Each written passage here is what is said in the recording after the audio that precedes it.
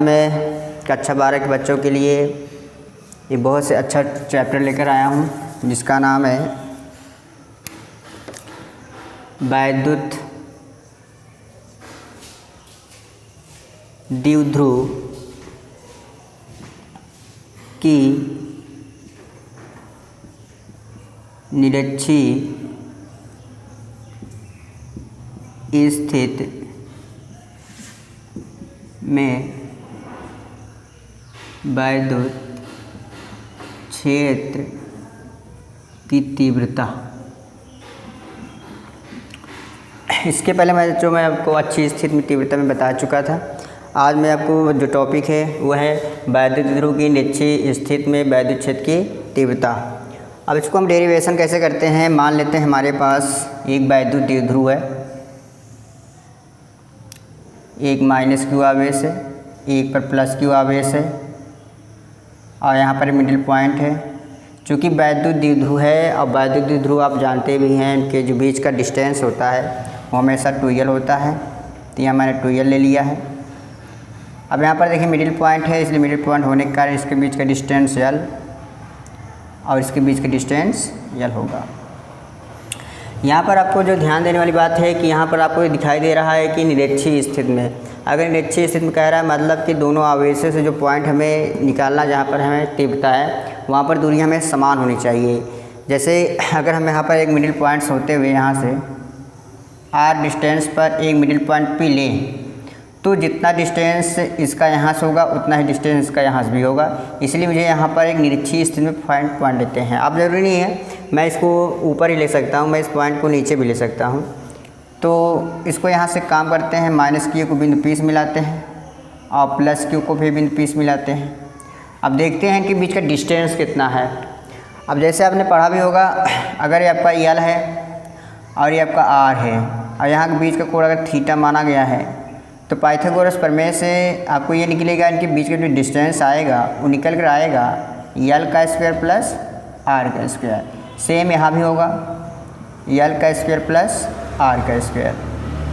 ऐसे इसलिए हो रहा है क्योंकि अगर इस छोटे ट्रायंगल की बात करूँ तो इसमें ये आपका बेस है, ये आपका लंब है और ये आपका कड़ है। और कड़ की भुजा का जो वर्ग होता है हमेशा आधार के वर्ग और क्या कहते हैं लंब के वर्ग के बराबर होता है, योग के बराबर होता है। इसलिए ऐसा कंडीशन बन गई है।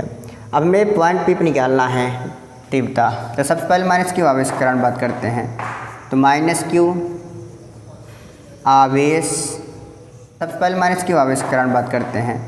तो माइनस क्यू आवेश के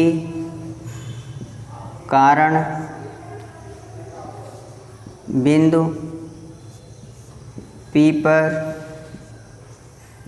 वैद्युत क्षेत्र की तीव्रता।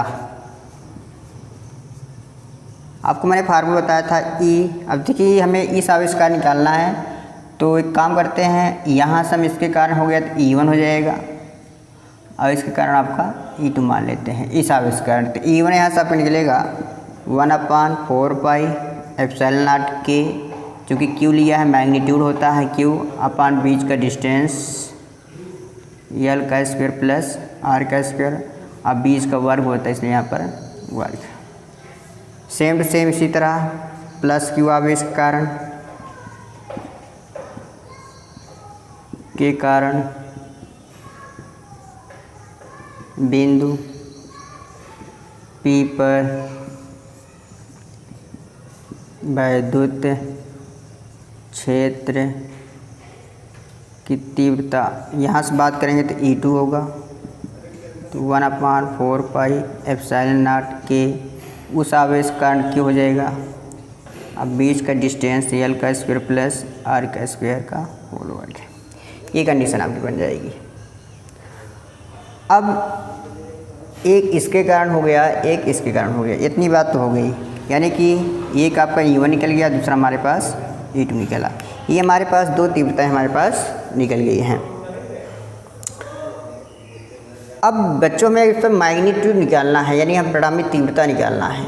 तो परिणामी तीव्रता होने के कारण जैसे अगर थीटा है तो यहाँ भी थीटा ही बनेगा। तो ऐसी कंडीशन में यहाँ जो टोटल मैग्नीट्यूड आएगा यानी कि बिंदु P पर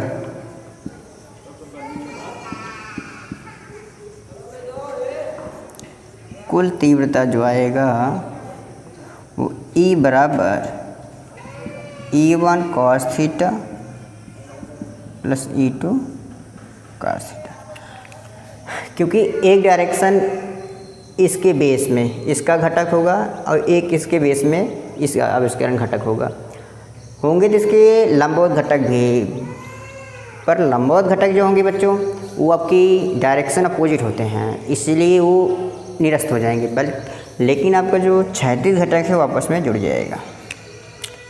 तो आगे देखते हैं। अब E1 cos theta plus E2 cos theta, क्योंकि एक डायरेक्शन इसके बेस में इसका घटक होगा और एक इसके बेस में इसका अभिसरण घटक होंगे जिसके लंबवत घटक भी, पर लंबवत घटक जो होंगे बच्चों वो आपकी डायरेक्शन अपोजिट होते हैं, इसीलिए वो निरस्त हो जाएंगे, लेकिन आपका जो क्षैतिज घटक है वो आपस में जुड़ जाएगा।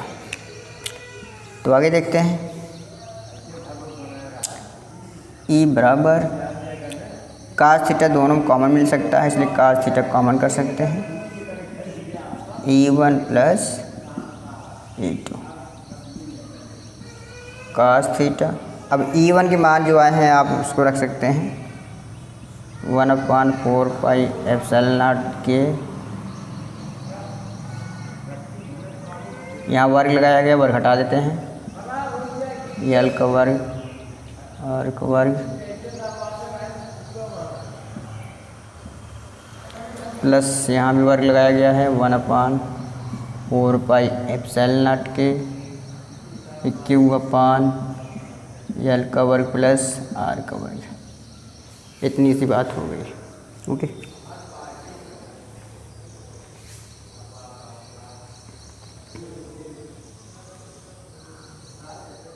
L को सूक्ष्म कर लेता हूँ R की अपेक्षा, तो L बराबर 0 कर लेंगे। जब L बराबर 0 कर लेंगे तो इस कंडीशन में E बराबर, अब L का स्थान 0 करेंगे तो 1/4 पाई एप्सिलॉन नॉट के P आपका बचेगा। L का स्थान में 0 करना है तो R का स्क्वायर बचेगा, R स्क्वायर और 3/2, 2 से 2 कैंसिल हो जाएगा, तो आपके पास बचेगा E बराबर 1/4 पाई एप्सिलॉन नॉट के P/R3। मात्रक मालूम है आप लोगों को, न्यूटन प्रति कूलम। तो ये हो गया आपका वैद्युत ध्रुव की निरक्षीय स्थिर वैद्युत क्षेत्र की तीव्रता। ओके।